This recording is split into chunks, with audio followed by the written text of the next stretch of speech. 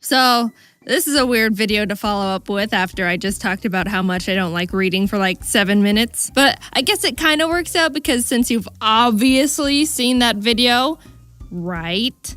We don't have to talk about my tragic reading backstory that's left me in soul-crushing shambles. So what book could someone like me who's been forever ruined from the past haunting memories of reading call a favorite? Harry Potter? Lord of the Rings? Grapes of Wrath? Nope. None of these revolting pieces of literature hold a candle to the masterpiece. Leave It to Pet, The Misadventures of a Recycled Super Robot. Is this a joke?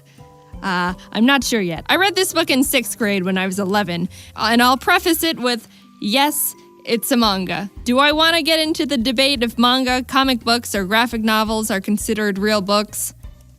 I don't think so. I don't actually remember how I stumbled onto this book. I remember owning it, so it might have been a gift from my parents or a friend, but your guess is as good as mine.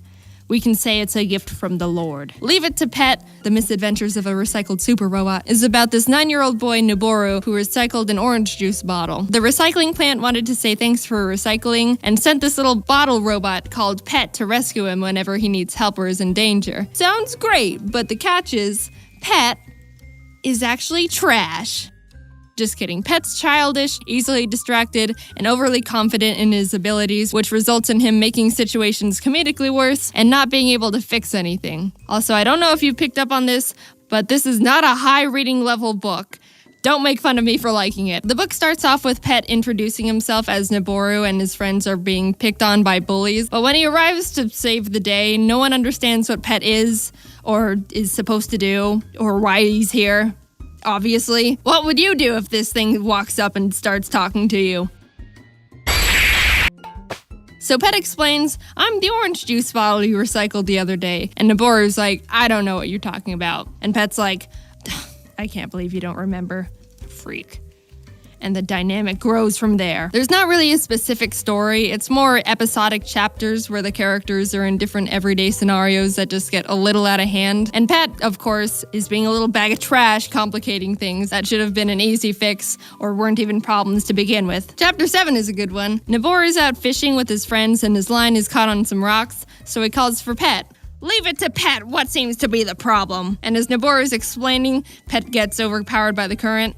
Not a problem. It's like it never happened. Pet assesses the situation. I see your hook is stuck at the bottom of the river. Ka-ching! Ka-ching! I know exactly what to do. Whoosh! And he cuts the line off. Noboru's like, what the heck, dude? And Pet's like, what, you wanted that old thing? And he's like, yes, of course I wanted it. More characters are introduced later on, but my favorites are P2, where in his debut, when he's describing how he's the new and improved Pet model with his 200% faster speed, larger body, but lighter weight. He blows away because he's so light, and Pet's all, dang, that's awesome, and explodes off his arms and legs to try and be lighter too. I wish humans could do that. Also, Bottle Doggy is a great character. You drag his limp body around on a leash. I think the reason I love this book so much is, frankly, a lot of nostalgia.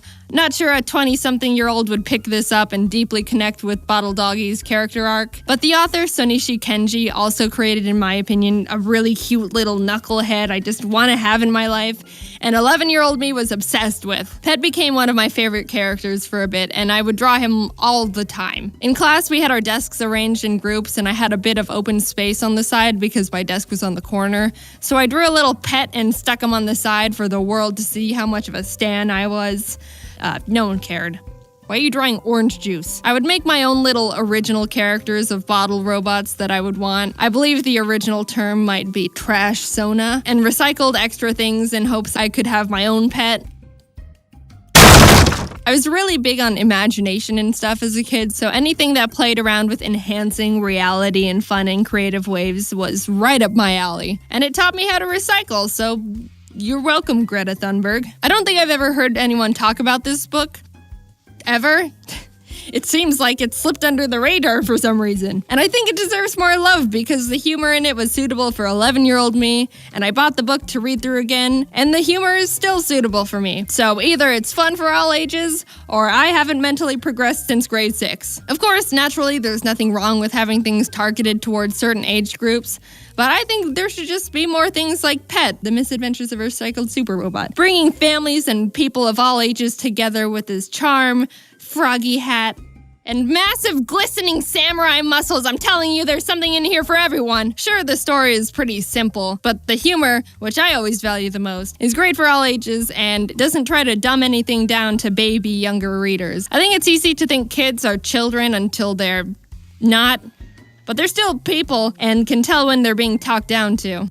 Now go file your taxes, pathetic little boy. Anyway, I just really like the book. It's cute, funny. Pet reminds me of Ari if Ari was a recycled super robot made from an orange juice bottle. You can read the whole thing in like 20 minutes, if not faster. If I were to critique one thing, I wasn't too keen on how they kept introducing new recycled robots, and the crew just started getting a bit too crowded by the end, in my opinion. I liked when it was just a few characters, and would have liked to see them play around with more ideas instead of just bringing in a new character to depend on new ideas for. But Bottle Doggy was a masterpiece. He can stay. There's actually 3 other books that come after it, but I haven't read them because I'm worried that they won't be as good, and I want to remember Pet as the example of perfect literature it is. Are there hundreds of books that I would probably enjoy more than this one if I gave a chance?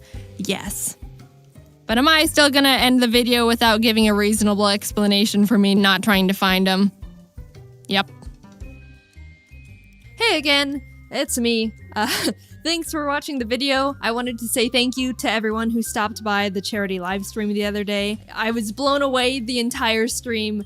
And you can probably tell by the fact I couldn't get myself to do anything the first 30 minutes because I was so blindsided with support. If you missed it, I was hoping to raise $30,000 and we raised $260,000 in 4 hours. So thank you to everyone who was there, participated, donated, everything. And thanks to Sean for putting it all together. I had fun, and wow, you guys are just amazing. But don't let it go to waste. Make sure you still stay inside, stay quarantined, wash your hands, everything. We're all in it together. Anyway, thanks for watching my video about a recycled orange juice.